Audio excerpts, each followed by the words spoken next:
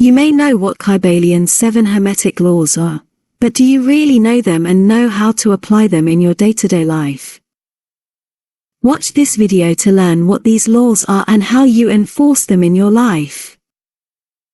And stay until the end because you will have a huge surprise, made by me, for the followers of this channel.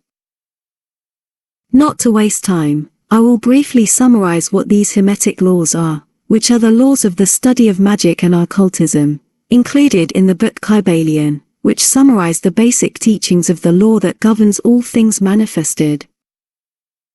So to begin explaining the first Hermetic Law, which is the mentalism, I need to start by talking about the whole, which is what we call God, creative energy or the great architect.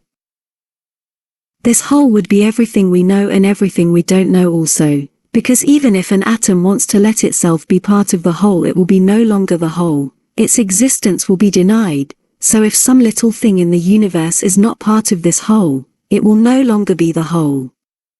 And it's not something we can define, otherwise we will be putting barriers and limitations to it, taking away from it, this totality of things, so the first understanding is that everything that exists, even if we do not know of this existence, is part of the whole, and the second understanding is that all that exists is, in fact, a projection of the mind of the whole. It's as if this creative energy has a mind far beyond what we can rationalize.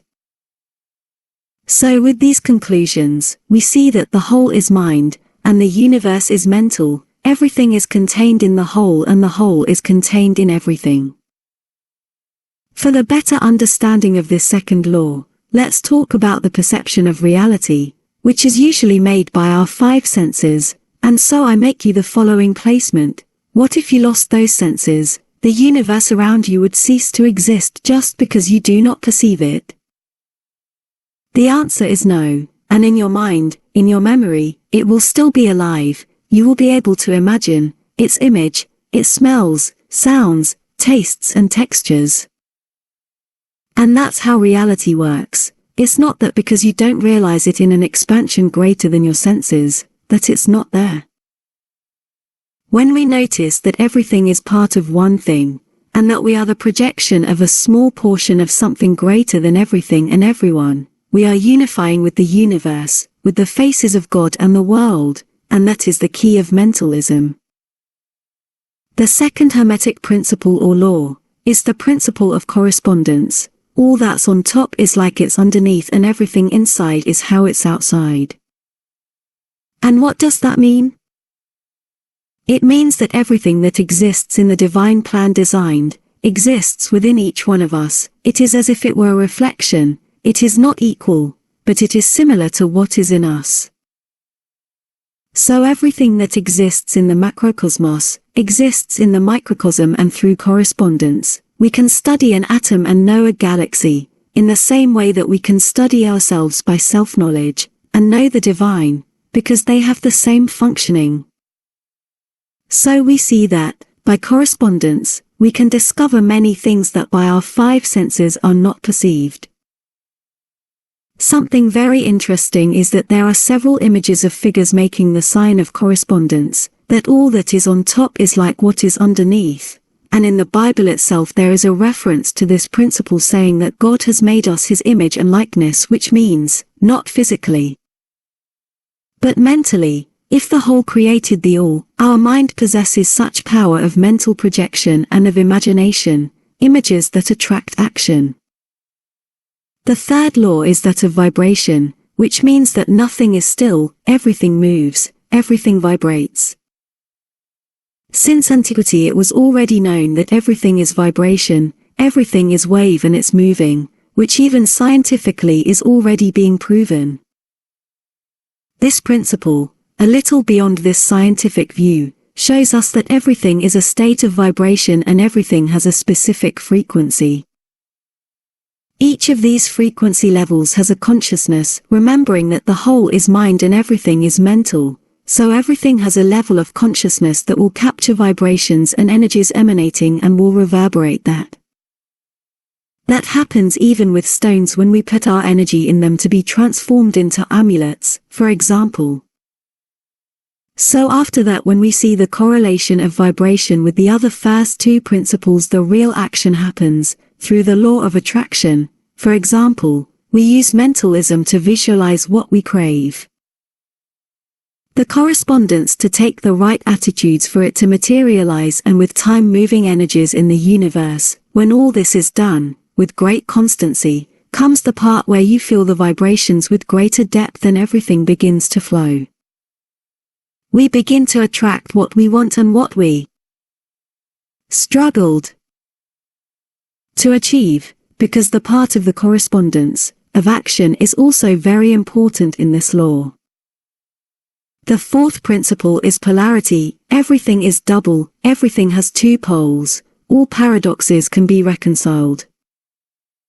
In the symbol of yin-yang, this duality is very well represented in perfect balance, and that in its entirety it is just one.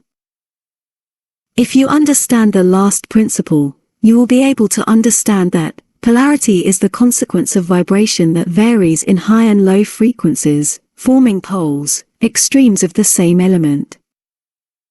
And the more polarized a vibration, a thought is, the denser it becomes. With this, it must be understood that everything is dual, and knowing this polarity, we can transform our vibrations, working them and their opposites, fighting fear with courage, hatred with love. Now we go to the law of rhythm, which is the fifth, which shows that everything has flow and reflux, everything has its tides. Rhythm is compensation, and for a better understanding of this law, we have to imagine a pendulum, going back and forth, because it has rhythm. Everything that goes, comes back from one pole to another.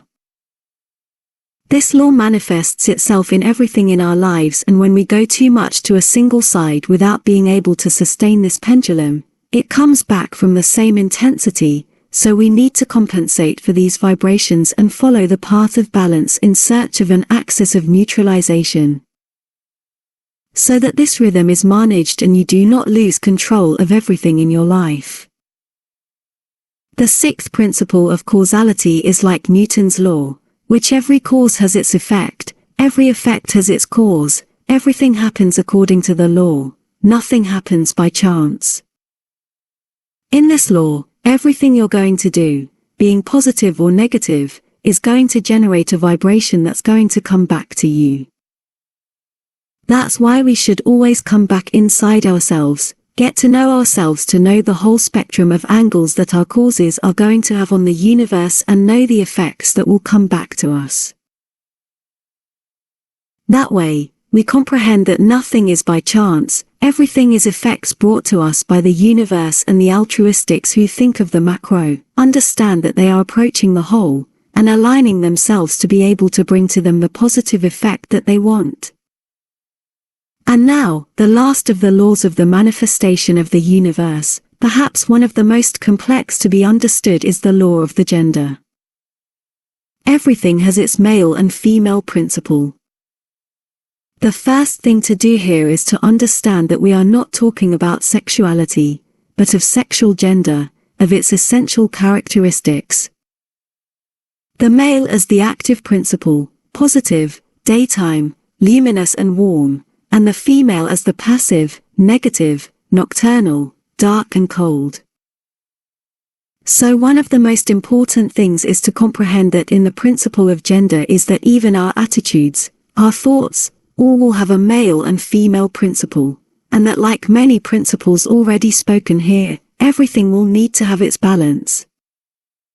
To sustain masterfully the creation of new ideas, actions and virtues. Now that you know these laws and know how to use them, I show you the big surprise I prepared. First, I ask you help me in this video with your like and your subscription, and also comment on what you thought of the video and if you have any suggestions for the next ones. So that's it, guys. In the link of the description I left for you an ebook made especially by me, for those who wish to delve deeper into this knowledge of airtight laws, and it is very worth it. Don't forget to check it out. Everything is in there. So, see you in the next video on the channel.